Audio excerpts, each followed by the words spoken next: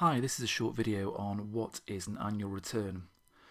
Every company is required to file an annual return, and it's something that shouldn't be confused with the annual statutory accounts and annual corporation tax return that each company must also file. The annual return is basically a snapshot of the company in terms of the sort of foundational aspects, so things like the name of the company, where its registered office is, and things like the directors and shareholders of the company at that particular time. Now, the annual return, the clues in the title, is due every year. It normally runs to the date of incorporation of the company, so it'll quite often be an odd date. So unless you happen to incorporate your company on, say, the 31st of December, then you're going to end up with something random like the 10th of January or whatever, the date that you incorporated the company.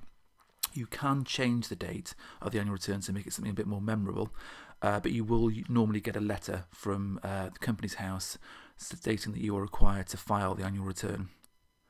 It is a criminal offence not to file the return within the required 28 days, so it's really important that you do get it done. Now, in reality, I've never seen it actually happen as such that a director or company secretary is subject to criminal sanctions.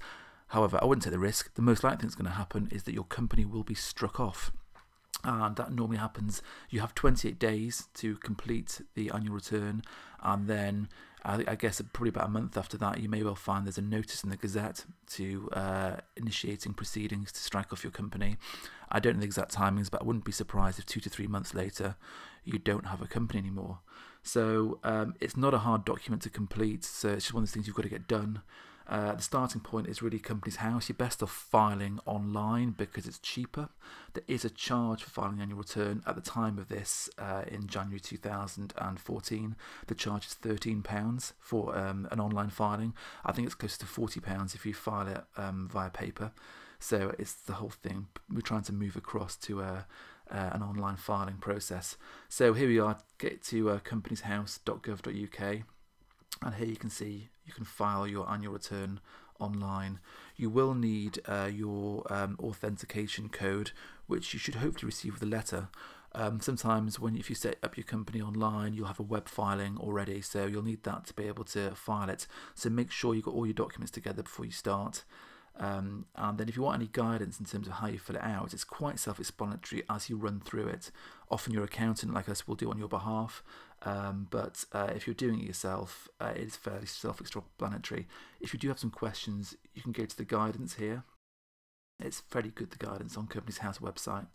So click on that, and then you look to annual driven requirements, and then the first one pretty much, yeah, there it is, the annual return.